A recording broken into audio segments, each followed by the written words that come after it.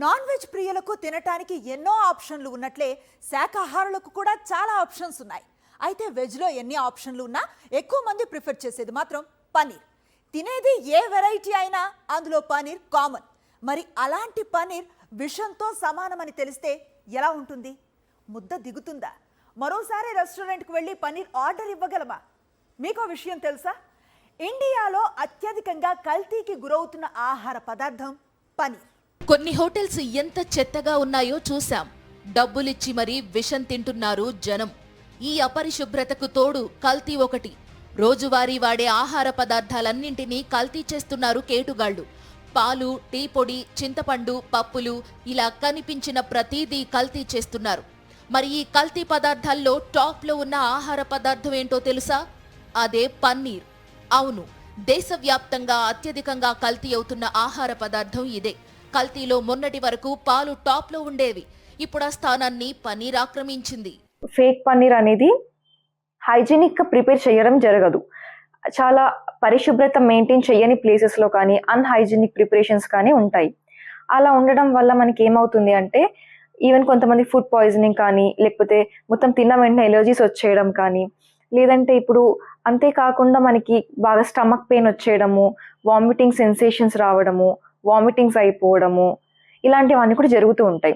శాకాహారులకు ఎంతో ఇష్టమైన పన్నీర్ ఇప్పుడు భారతదేశంలో అత్యంత కల్తీ ఆహార పదార్థంగా నిలిచింది. ప్రస్తుతం మార్కెట్లో అందుబాటులో ఉన్న పన్నీర్లో 83% కల్తీ మాల్ నడుస్తోంది. ఇందులో 40% పన్నీర్ను మనుషులే కాదు, జంతువులు కూడా తినకూడదు. అంత విషతుల్యంగా ఉన్నాయి. అసలు పన్నీర్ ఎందుకింత కల్తీ అవుతోంది? దీన్ని కల్తీ చేయడం అంత సులభమా? దక్షిణాది కంటే ఉత్తర భారతదేశంలో పన్నీర్ వాడకం ఎక్కువ. ఉత్తరాదిన పన్నీర్ చుట్టూ 100 కోట్ల రూపాయల వ్యాపారం నడుస్తోంది. అందుకే దీన్ని ఎక్కువగా కల్తీ చేస్తున్నారు. ఎక్కువగా స్టార్చ్ కలపడం ద్వారా పన్నీర్ను కల్తీ చేస్తున్నట్టు ఫుడ్ సేఫ్టీ అధికారులు గుర్తించారు. ఇది కలపడం వల్ల ఎక్కువ మొత్తంలో పన్నీర్ తయారవుతుంది. కానీ స్టార్చ్ వల్ల జీర్ణ సమస్యలు తలెత్తుతాయి. అనలాగ్ పన్నీర్ అని చెప్పి మెన్షన్ చేసి వస్తుంది మనకి మార్కెట్లో. అది ఫేక్ పన్నీర్. ఇప్పుడు దాన్ని ప్రిపరేషన్ ఎట్లా ఉంటుంది అంటే మిల్క్ సాలిడ్స్ కానీ, పామ్ ఆయిల్ కానీ, వెజిటేబుల్ ఆయిల్స్, స్టార్చ్, మళ్ళీ వేరే ఇన్ఎడిబుల్ కాంపౌండ్స్ అవన్నీ వేసి తయారు చేస్తున్నారు. ఇప్పుడు ఇట్లా తయారు చేసిన పన్నీర్లో మనకి ప్రోటీన్ కాన్సన్ట్రేషన్స్ కానీ, ఫాస్ఫరస్ కానీ, కాల్షియం కానీ, ఇలాంటి న్యూట్రియంట్స్ ఏవైతే ఉంటాయో ఆ కాన్సన్ట్రేషన్స్ అన్నీ చాలా తక్కువగా ఉంటాయి, లేదంటే అసలు అవైలబుల్గానే ఉండదు. అయితే దీనికి మించి కల్తీ జరుగుతోంది. ఒరిజినల్ పాలతో కాకుండా పాల పొడితో పన్నీర్ తయారు చేయడంతో పాటు అందులో సింథటిక్ పాలు, డిటర్జెంట్లు కూడా కలుపుతున్నారు. అంతేకాదు కొంతమంది ఇందులో కాస్టిక్ సోడా, యూరియా కూడా కలుపుతున్నారు. ఎక్కువ కాలం నిల్వ ఉంచేందుకు అందులో ఫార్మాలిన్, హానికర ప్రిజర్వేటివ్స్ కలుపుతున్నారు. ఇలా పన్నీర్ పూర్తిగా విషపూరితమవుతోంది. దీన్నే మనం పాలక్ పన్నీర్, మటర్ పన్నీర్, పన్నీర్ బటర్ మసాలా పేరిట రెస్టారెంట్లలో లాగించేస్తున్నాం. ఇలాంటి కల్తీ పన్నీర్ తినడం వల్ల క్యాన్సర్, లివర్ సమస్యలు వస్తాయి. అసలు పన్నీర్ ఎందుకింత పాపులర్? పన్నీర్ ఒంటికి చాలా మంచిది. స్వచ్ఛమైన ఆవు పాలతో చేసే పన్నీర్లో చాలా పోషకాలు ఉంటాయి. పర్ సపోజ్ 100 గ్రాముల ప్యూర్ పన్నీర్లో గనక మనం చూస్తే ప్రోటీన్ 18 నుంచి 21 గ్రాములు ప్రోటీన్ ఉంటుంది. సేమ్ టైం కొవ్వులు 20 నుంచి 22 గ్రాములు, ఇవి మనం గుడ్ ఫ్యాట్స్ అని చెప్తూ ఉంటాం. ఇది 100 గ్రాముల పన్నీర్లో మనకు లభ్యమవుతుంది. సేమ్ టైం కాల్షియం 480 మిల్లీగ్రాములు కూడా ఉంటుంది. సేమ్ టైం ఫాస్ఫరస్ 208 మిల్లీగ్రాములు ఉంటుంది. ఇది మనం తీసుకున్న వెంటనే మనకు కావాల్సినంత శక్తిని ఇవ్వడానికి ఉపయోగపడుతుంది. సేమ్ టైం విటమిన్ B12 1.2 మైక్రోగ్రాములు మనకు 100 గ్రాముల పన్నీర్లో ఉంటుంది. ఇక 100 గ్రాముల పన్నీర్లో మనం చూస్తే 300 కిలో క్యాలరీల శక్తి ఉంటుంది. ఇందులో 1 లేదా 2 గ్రాముల కార్బోహైడ్రేట్స్ మాత్రమే ఉంటాయి. తక్షణ శక్తిని ఇవ్వడంతో పాటు శరీరానికి కావాల్సిన ప్రోటీన్ను అందిస్తుంది పన్నీర్. అందుకే ఇది అంత పాపులర్. ఈ గ్రాములు, మిల్లీగ్రాముల లెక్కలు కాసేపు పక్కన పెడదాం. పన్నీర్ వల్ల శరీరానికి ఎలాంటి ఉపయోగాలు ఉంటాయో టాప్ 5 హెల్త్ బెనిఫిట్స్లో ఇప్పుడు చూద్దాం. బెనిఫిట్ నెంబర్ 1, ముఖ్యంగా పన్నీర్ తీసుకోవటం వల్ల కలిగే ప్రయోజనాల్లో మొదటిది ఏంటి? పన్నీర్లో ఉన్న ప్రోటీన్ వల్ల కండరాలు డెవలప్ అవుతాయి. సేమ్ టైం చర్మంపై ఉండేటువంటి టిష్యూలు రీజనరేట్ అవుతాయి. దానివల్ల కొంచెం హెల్తీగా కనిపించే అవకాశం ఉంటుంది. సేమ్ టైం వ్యాయామం చేసిన వెంటనే పన్నీర్ కనుక కన్జ్యూమ్ చేస్తే, తింటే మనకి కావాల్సిన ప్రోటీన్ శరీరానికి అందుతుంది. సేమ్ టైం శాకాహారులు ఎవరైతే ఉంటారో వాళ్ళు తీసుకునే ఆహార పదార్థాల్లో ప్రోటీన్ రిచ్గా ఉన్న పదార్థం ఏది అనంటే ఖచ్చితంగా పనీర్ అని అన్డౌటెడ్గా చెప్పొచ్చు. అందుకే ఇది ఆహారంలో అద్భుతమైన పదార్థం అని చెప్పచ్చు. ఇక బెనిఫిట్ నెంబర్ 2 ఏంటో చూద్దాం. పన్నీర్లో కాల్షియం, ఫాస్ఫరస్ ఎముకలు అలాగే దంతాలు బలంగా ఉండటానికి తోడ్పడతాయి. సో 100 గ్రామ్స్ పన్నీర్ కన్జ్యూమ్ చేస్తే గనక ఈ తాలూకు బెనిఫిట్స్తో పాటు చిన్నారులు అలాగే టీనేజ్ పిల్లల్లో కూడా దంత సమస్యల్ని పన్నీర్ తగ్గిస్తుంది. సో రెగ్యులర్గా కన్జ్యూమ్ చేసే వాళ్ళకి ఈ బెనిఫిట్స్ కూడా అందుతాయి. ఇక బెనిఫిట్ నెంబర్ 3కి వెళ్దాం. ఇది వెయిట్ లాస్ కోసం ప్రయత్నించే వాళ్ళకి పన్నీర్ బెస్ట్ ఆప్షన్గా చెప్పొచ్చు. చాలామంది న్యూట్రిషియన్లు కూడా మనకి సజెస్ట్ చేస్తూ ఉంటారు.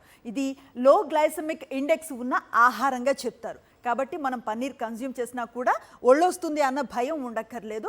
కేవలం మనకు కావాల్సిన ఆరోగ్యకరమైనటువంటి శక్తిని మాత్రమే ఇస్తుంది.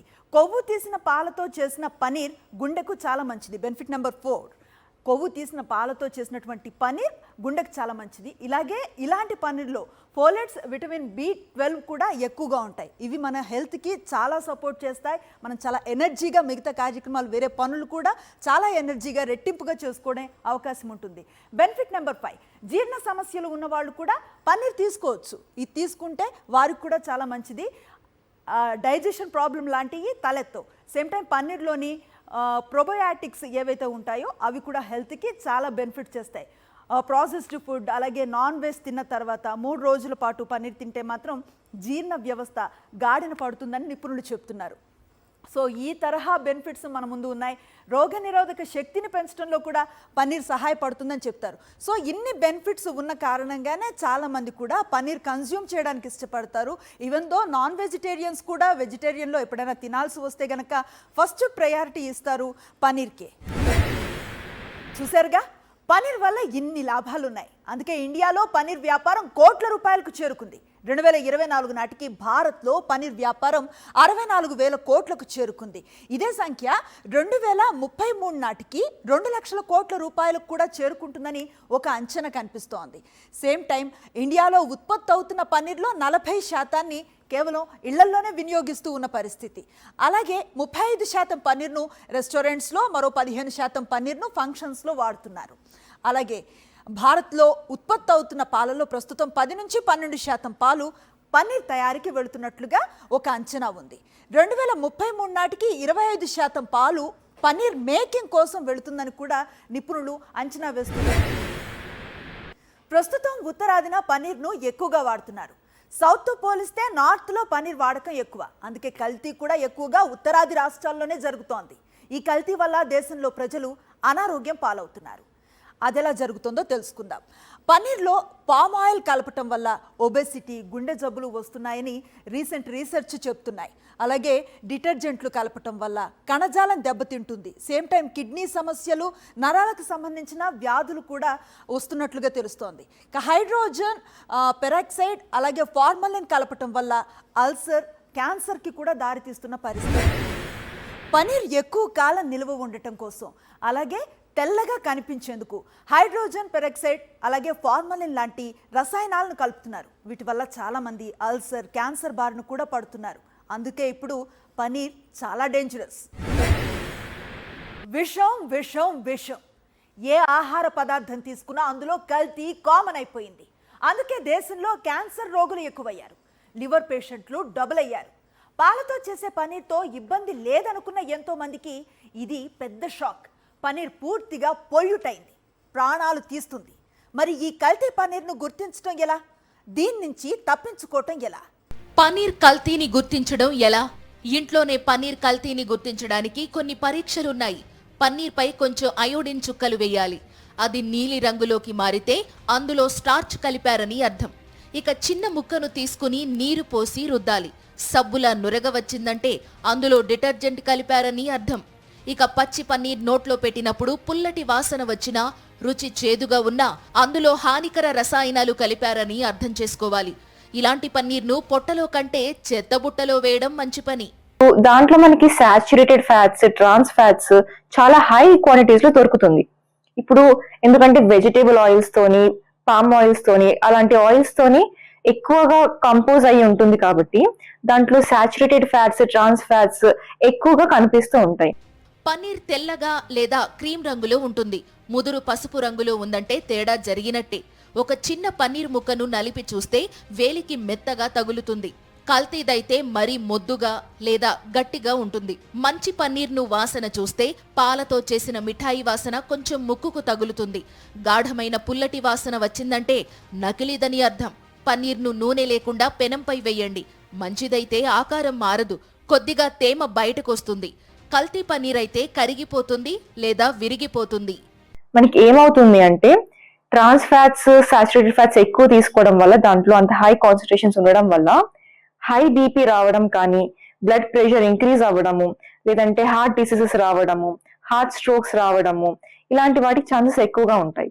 Food safety and standards authority of India వివిధ రాష్ట్రాల్లో ఆహార పదార్థాలపై టెస్టులు నిర్వహించింది. 2024 ఏప్రిల్ నుంచి ఈ ఏడాది మార్చి వరకు జరిపిన పరీక్షల్లో అత్యధికంగా పన్నీర్ మాత్రమే కల్తీకి గురవుతున్నట్లు గుర్తించింది. ఉత్తరప్రదేశ్, బీహార్, ఢిల్లీ, హర్యానా రాష్ట్రాల్లో కల్తీ పన్నీర్ ఎక్కువగా చలామణి అవుతోందని, మరీ ముఖ్యంగా చిన్న చిన్న డైరీ ఫార్మ్స్, రోడ్ సైడ్ హోటళ్లలో అత్యంత ప్రమాదకరమైన పన్నీర్ను విక్రయిస్తున్నట్టు తెలిపింది. పన్నీర్ తర్వాత అత్యధికంగా కల్తీ జరుగుతున్న పదార్థం పాలు. 79 శాంపిల్స్లో 40 శాంపిల్స్లో కల్తీ గుర్తించారు. ఆ తరువాత స్థానంలో ధాన్యం, తృణధాన్యాలతో చేసిన పిండి వస్తువుల కల్తీ అవుతున్నాయి. అంటే వరి నూక, గోధుమ నూక, ఇడ్లీ రవ్వ, శనగపిండి ఇలాంటివన్నమాట. మరి ఈ కల్తీని అడ్డుకోవటం ఎలా? దీనికి 2 మార్గాలు. ఒకటి, మ్యాక్సిమం ఇంట్లోనే తయారు చేసుకోవాలి. పనీర్ ఇంట్లోనే సులభంగా తయారు చేసుకోవచ్చు. మీకు నచ్చిన భాషలో పనీర్ను ఇంట్లో తయారు చేసుకునే విధానంపై లెక్కలేనని వీడియోలు యూట్యూబ్లో అందుబాటులో ఉన్నాయి. ఇది కష్టం అనుకుంటే ఫుడ్ అథారిటీ గుర్తింపు పొందిన మంచి కంపెనీకి చెందిన పనీర్ను కొనుగోలు చేయాలి. కొనేటప్పుడు దానిపై ఉన్న ఎక్స్పైరీ డేట్ను చెక్ చేసి కొనాలి. కాస్త అప్రమత్తంగా ఉంటే పనీర్ కల్తీని గుర్తించడం చాలా సులభం అంటున్నారు నిపుణులు. ఎందుకంటే పనీర్తో చేసే కర్రీల్లో ఎన్ని మసాలాలు యాడ్ చేసినా, కూరకు ఎంత గుమగుమలు రప్పించినా ముక్క నోట్లో పెట్టగానే అసలు టేస్ట్ తెలిసిపోతుంది. ఆ విధంగా పనీర్ క్వాలిటీని గుర్తించవచ్చు.